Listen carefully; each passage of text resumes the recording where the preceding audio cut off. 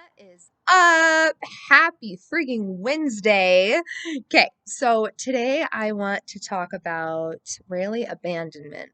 So, have you ever in your life ever felt like you were abandoned? I know that when I was really little, I felt abandoned often. And growing up, I had a lot of exposure to a lot of different environments because I was constantly moving all the time. And what that did as a young child is not having a home to root in for more than a couple of years and then moving again and then getting uprooted out of that school system and then uprooted and moving again. And I had a father at 9 who left, and for the best, of course. Obviously, when your parents get divorced, they do what they feel is best in their situation, right? So abandonment is a really big deal because if you don't understand where it's playing out in your life, you will constantly bring in partners to help you understand where you could be actually abandoning yourself. And for those that haven't listened to any other YouTube channel, go hit the freaking subscribe button because that helps me share my message to help other people get clearly what they need, because healing is a big deal. And getting past your trauma and your childhood pain is an even bigger deal. And then being freaking healthy and mentally okay and having self-worth and beautiful confidence is a whole nother gift in itself. But you can't be that until you've gone through it. Okay, so we can say fake it till you make it, but it doesn't really work, right? Like it's not sustainable.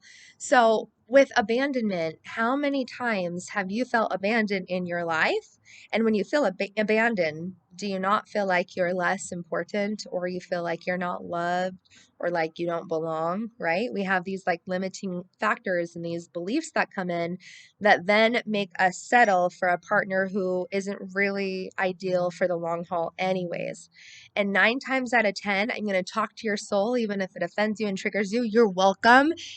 Usually, before having betrayal happen, there was a part of you that said red flag, and there was a part of you where self betrayal happened before the actual betrayal happened.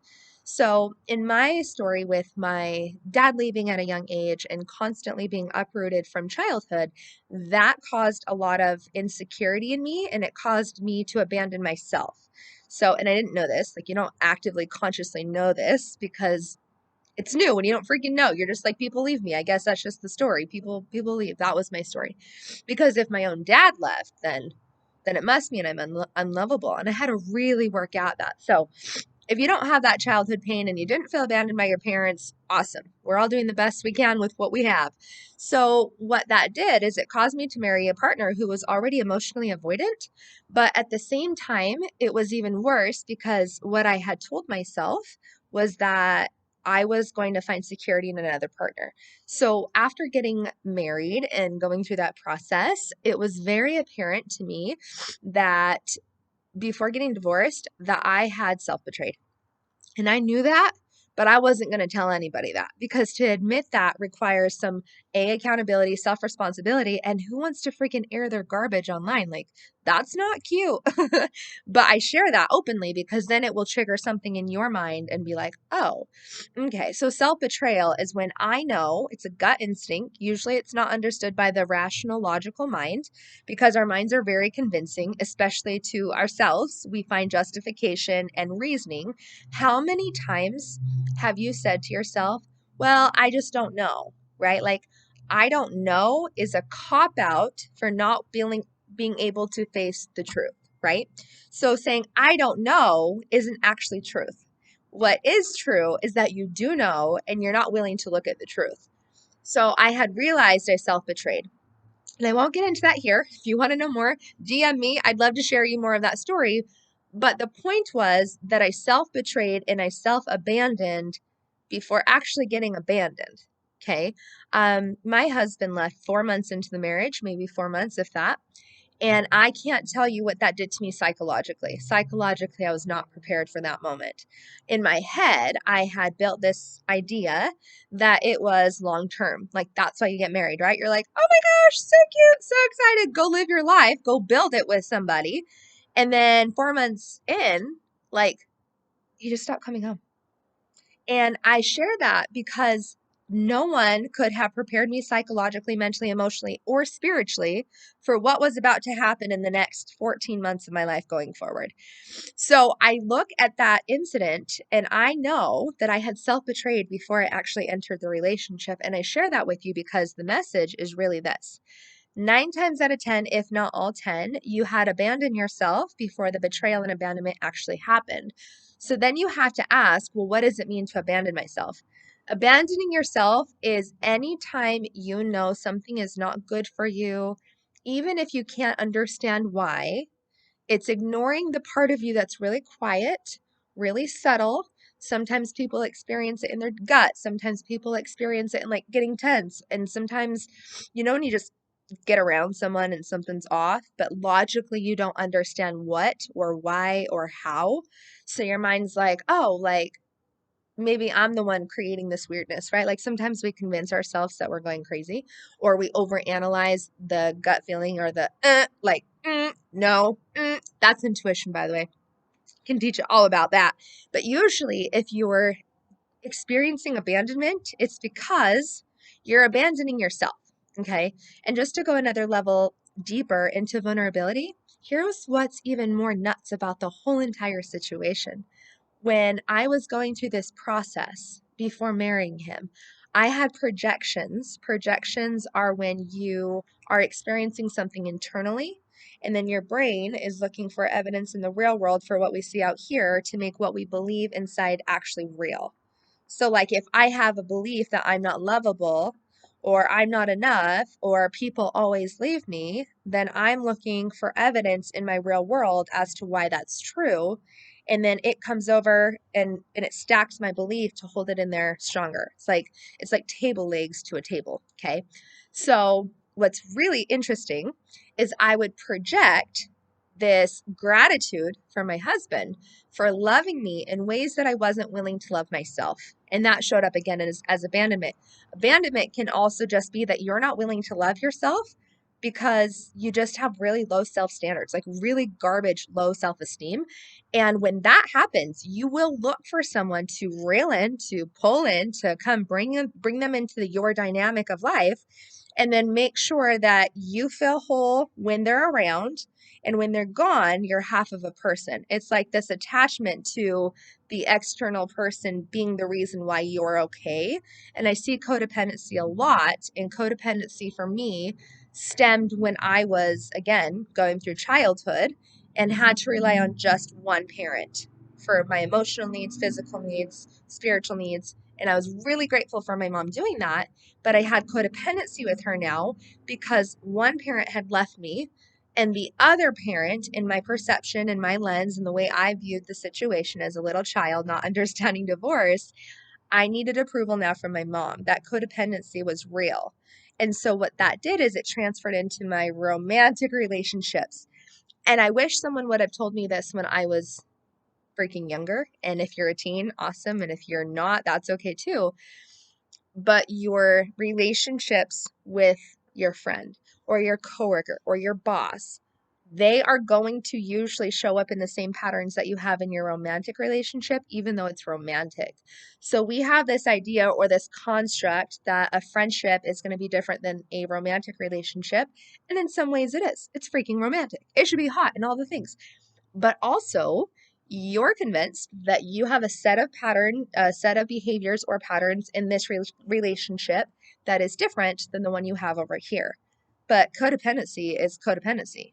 It's when you don't feel okay unless the other person is either approving of you, validating you constantly, right next to you, giving your full-time attention and like always there, right? Because you feel safe. Safety is a good word for that. Codependent people look for safety in the relationship because to be alone is like not okay. It's freaking scary.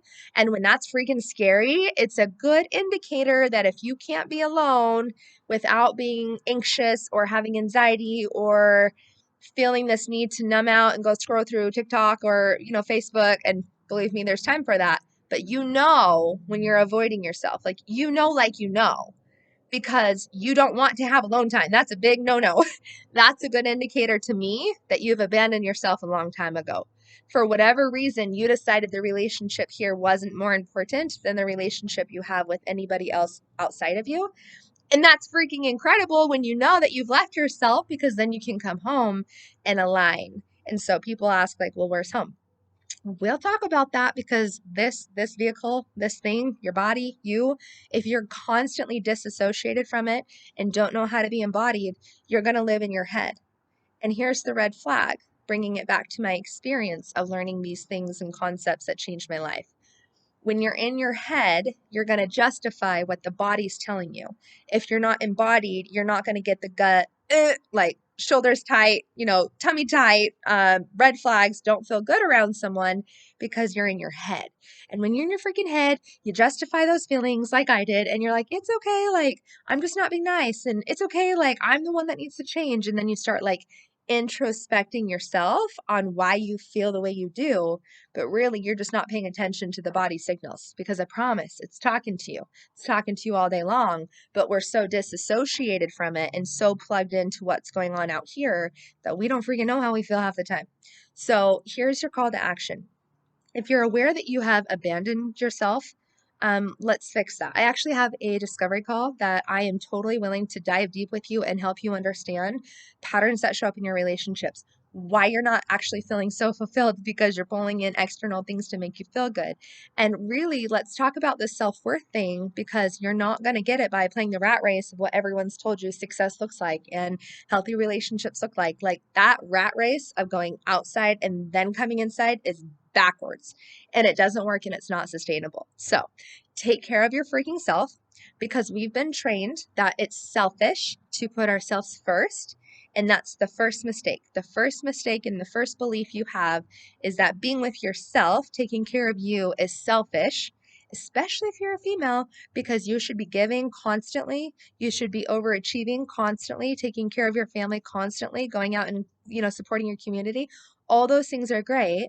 But again, like I've said in my podcast, if you're running a race, it's like showing up to a race with good intentions, right? Great intentions to take care of the world and to nurture and to love and to give, give, give, give, give. But if you're showing up to that race with one freaking leg, you ain't going to win.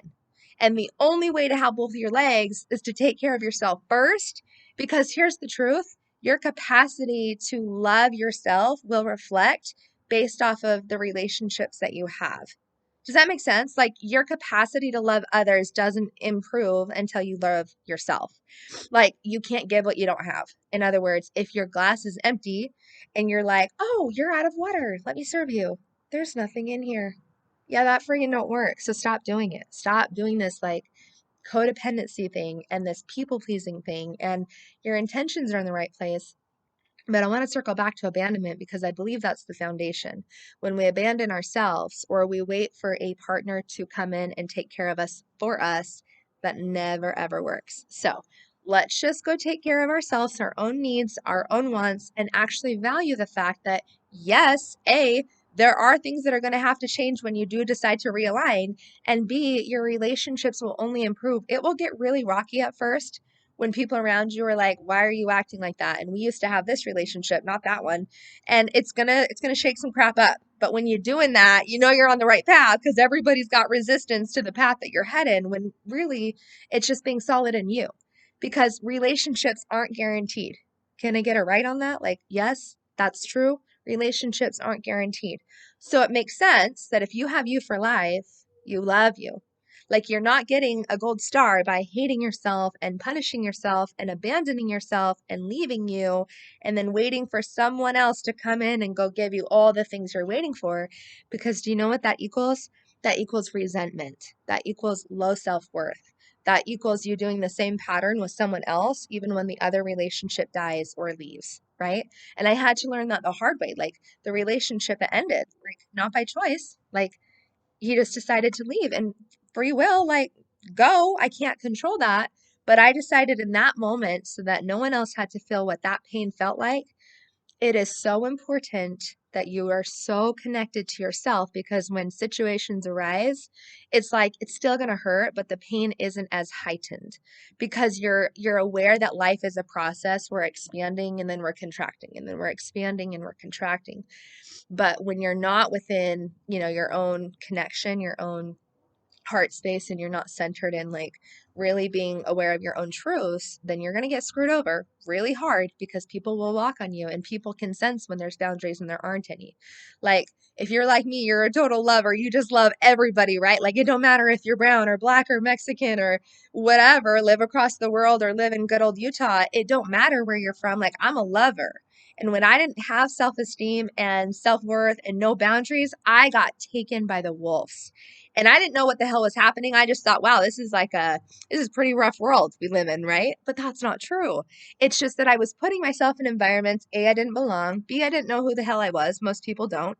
And then you just start to just go with the flow because everyone else is doing it. And then you're like, what the heck? Like I felt so abandoned. Like that one guy I trusted, he's gone. And that girl I gave all my heart to, like she ain't here anymore. And that other girl, like she didn't have my back like I thought she would. And because that was so unpredictable, and life changes with those experiences, I just got really clear on, hey, I got me. And that's a different energy. Like, here's the two energies. I need you. Love me. Make me feel whole. Love me. Don't leave. Oh my gosh, be here. Right? Like, that's one energy. You tell me what that looks like. Versus, like, hey, I'm good. I'm good. I'm solid. Like, I love me. I have confidence. I'm a beautiful, awesome, amazing, courageous woman and I'm good. You can leave or you can stay, but I know my value. And by the way, because I know my value, I'm going to attract people that also know their value.